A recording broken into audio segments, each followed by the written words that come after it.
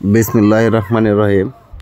সম্মানিত ভিউয়ার্স, গতকালকে অথবা গত ভিডিওতে আমি কথা বলেছিলাম শিং মাছের লস কিভাবে হয়, কিন্তু এ বিষয়ে কথা বলতে গিয়ে সর্বপ্রথম কথা বলেছি আমি এই ভালো মানের পোনা নিয়ে।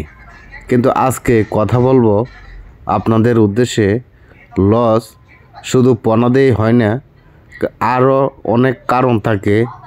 যেমন আপনার রোগবালাইয়ের মাধ্যম দিয়েও আপনার ফিশারির মাছ অথবা পুকুরের মাছ যখন মারা যাবে, তখন কিন্তু একটা বিশাল অঙ্কের লস হয়ে দাঁড়ায়।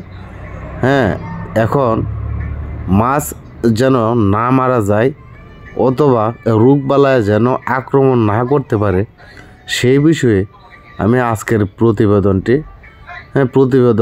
দিতেছি। আপনারা জেনে রাখুন। সর্বপ্রথম যে কাজটি করতে হবে, পুকুর প্রস্তুত। এখন পুকুর কিভাবে প্রস্তুত করবেন শিং মাছ ছাড়ার জন্য? কারণ শিং মাছ একটি জটিল পর্যায়ের মাছ, যে কোনো রোগবালাই তাকে আক্রমণ করতে পারে। তাই আমরা সর্বপ্রথমে পুকুর প্রস্তুত করব সুন্দরভাবে। কারণ এখানে লক্ষ লক্ষ টাকা খাবার, তারপরে ওষুধ, মেডিসিন, মাছ, আমরা কি করব? পকেটের টাকাটাই ফানিতে ঢেলে দেব। তাই আমরা যে জায়গায় আমরা টাকাটা ঢালবো, যে জায়গায় আমরা টাকাটা খরচ করব, সেই জায়গাটাকে আমাদের সংশোধন করা উচিত না? সংশোধন করা উচিত। এটা হচ্ছে আপনার সর্বপ্রথম যে পুকুরটা আমরা নির্বাচন করব, সেই পুকুর এর ভিতর চতুর্দিক দিয়ে যদি কোনো ছোট ছোট গাছ, দুবরা সকল যদি থেকে থাকে, তাহলে আমরা কোদাল দিয়ে চেষে আমরা দুবরা ফেলে দেব। তারপর আপনার তলানিতে যদি বেশি পরিমাণে কাদা থাকে, তাহলে এই সব কাদা আমাদের ফেলে দিতে হবে। কাদা ফেলে তারপরে আপনারা প্রতি শতাংশে 1 কেজি হারে দিবেন তলানিতে এবং পুকুর পাড়ে, মানে ভিতরের পার চতুর্পাশে ছিটিয়ে দিবেন। তারপর আপনারা কিছুদিন রোদ্রে শুকাবেন। পুকুর প্রস্তুতের বিষয় আমি বলতেছি, রোদ্রে শুকাবেন। রোদ্রে শুকানোর পর আপনারা পানি তুলবেন। পানি তোলার 4 দিন 5 দিন পর দেখবেন আপনাদের পানির কালার চেঞ্জ হয়ে যাবে। যদি আয়রনযুক্ত কোনো পানি দেন, তাহলে তো সারা পুকুরের পানি আপনার লাল হয়ে যাবে। 3 দিন 4 দিন পরেই পানি তোলার পর আপনারা চুন দিবেন। শতাংশে 200 গ্রাম 250 গ্রাম হারে চুন দিবেন সারা পুকুরে। তাহলে আপনার যে পুকুরে আয়রনটা ভরে যাবে, ও আয়রনটা আপনি কেটে নিচে পড়ে যাবে, তখন পানি ক্লিয়ার হয়ে যাবে, পানি সবুজ বর্ণের হয়ে যাবে।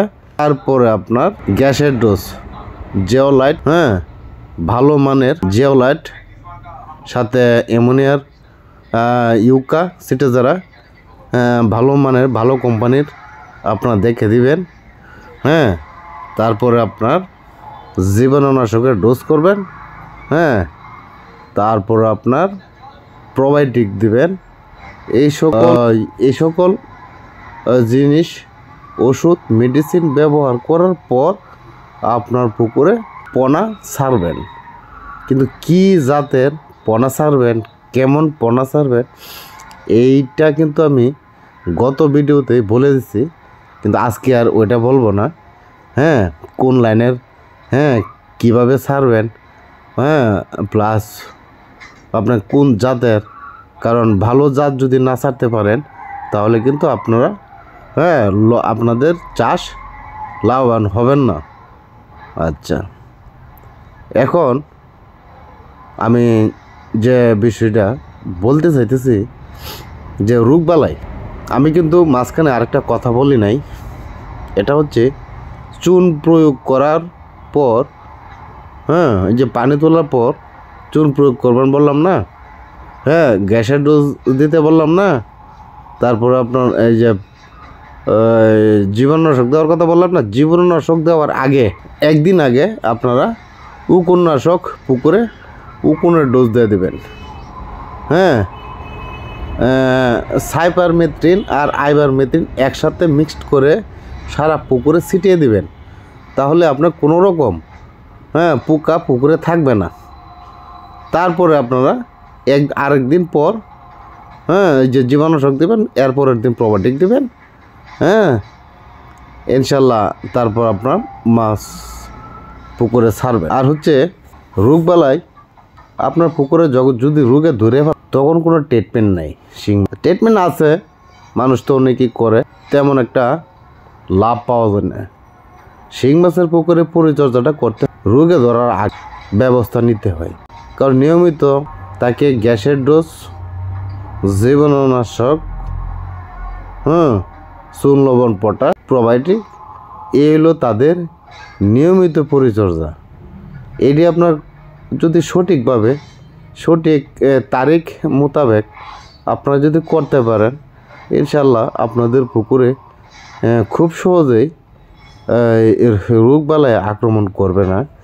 আর একটা হলো খাবারের সাথে এনজাইম ব্যবহার করে যাবে। প্রতি 1 কেজি খাবারে 5 গ্রাম এনজাইম ব্যবহার করবেন। কিন্তু এনজাইম ব্যবহার যে করবেন এটি বাজার থেকে ভালো মানের, ভালো কোম্পানির, ভালো কোম্পানির। আপনারা কিন্তু কোম্পানি বুঝবেন কোন কোম্পানিটা ভালো, এটা আমি নাম বলবো না, কারণ আপনারা দেখে আনবেন, বলবেন কোন কোন কোম্পানিগুলো ভালো। কারণ ভালো কোম্পানির আপনার নাম শুনলে বুঝতে পারবেন এই কোম্পানিরই ভালো। তাহলে আপনাদের কাজ রেজাল্ট হবে ইনশাল্লাহ ভাই। তাই আমি আজকের এই প্রতিবেদন রোগবালাইয়ের মানে কোন কোন বিষয়গুলো গুরুত্বপূর্ণ আমি কিন্তু মোটামুটি সব বিষয়ে কিন্তু বলে দিলাম। কারণ পুকুর প্রস্তুত থেকে কেন আসে, কিভাবে আসে, কিভাবে দমন করতে হবে সেই ব্যবস্থাটাই বললাম। আর আপনারা খুব সচেতন থাকবেন। চুন, লবণ, পটাশ শিং মাছের জন্য সবচেয়ে উপকারী একটি প্রোডাক্ট, আপনারা এটা ব্যবহার করে যাবেন। আর একটি কথা ভুলেই গিয়েছিলাম, মানে আপনার শিং মাছের পুকুরে খুব ঘন ঘন পানি পরিবর্তন করতে হবে। কোনো সময় নিচের তলানির পানি আপনার সেচ দিয়ে ফালাইতে হবে, আবার কোনো কোনো সময় আপনার উপরের লেয়ারের পানিও বাহির করতে হবে।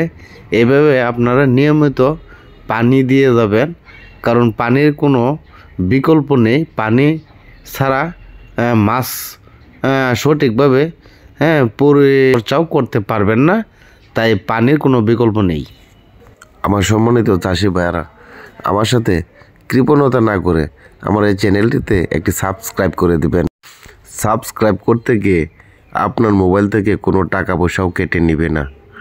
তাহলে আমি আজকে এই পর্যন্তই রাখলাম। আগামী ভিডিও দেখার আমন্ত্রণ রইল। আল্লাহ হাফেজ।